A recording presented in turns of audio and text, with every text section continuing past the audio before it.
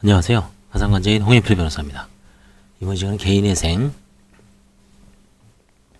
직무편람, 채권편을 계속하겠습니다. 채권이 원인을 어떻게 기재하느냐.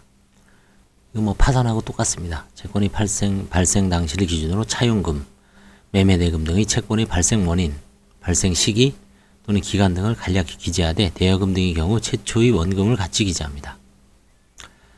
2014년 1월 1일자 대여금 1,000만원.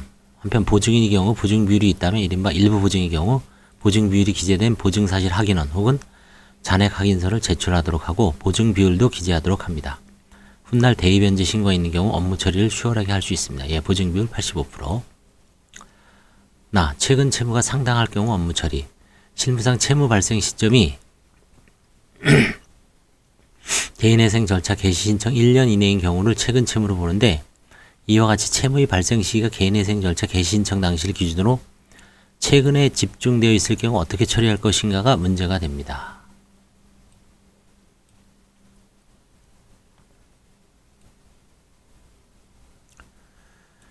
최근 채무에 대해서는 금융거래 자료를 첨부하면서 그 사용 내역을 상세하게 소명하도록 하고 사용처를 검토한 결과 돌려막기 기타 정당한 사유가 있는 경우에는 절차를 진행할 것이나 사용처가 불확실하거나 지나친 도박, 낭비 등 불성실한 사용으로 판단되면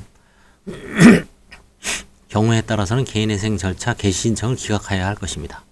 특히 개인회생 절차 개시 신청 직전 단기간에 집중적으로 여러 군데에서 대출을 받은 경우에 정당한 사용처가 소명되지 않는 경우에는 더욱 엄격한 판단이 요구된다고 합니다. 실무상 서울해생법원이겠죠.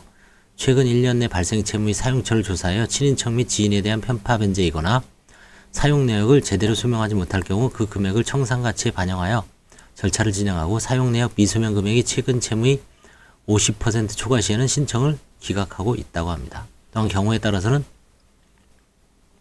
사용 내역 확인 시까지 금지 명령을 보류하기도 한답니다. 그래서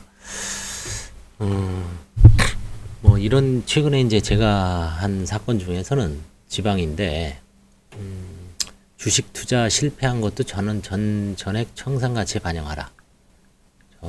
이분이 이제 아마 두 번째 회생이죠. 그래서 아마 그런 좀 제재를 가는 거죠. 정신 못 차렸다. 5년 전에 이미 한 번 회생을 했습니다.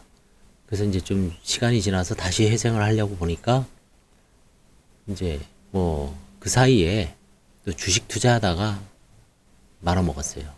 빚이 확 늘어났죠. 그래서 그 주식 투자 실패한 금액은 전액 청산가치에 반영하라. 그러니까 이제 자기 생계비가 안 나올 정도로 일단 계획은 짜서 냈는데 나중에 어떻게 될지 모르겠습니다. 최근 1년 내에 이거는 뭐 전국 법원이 비슷한 것 같아요. 그래서 기각하거나 아니면 청산가치의 상당한 금액을 뭐 결국 이제 변제 기간이 늘어나겠죠. 3년이 아니라 5년. 그렇죠? 그럼 거의 생계비 중에 일부를 또 헐어서 계획을 짜야 될 수도 있습니다.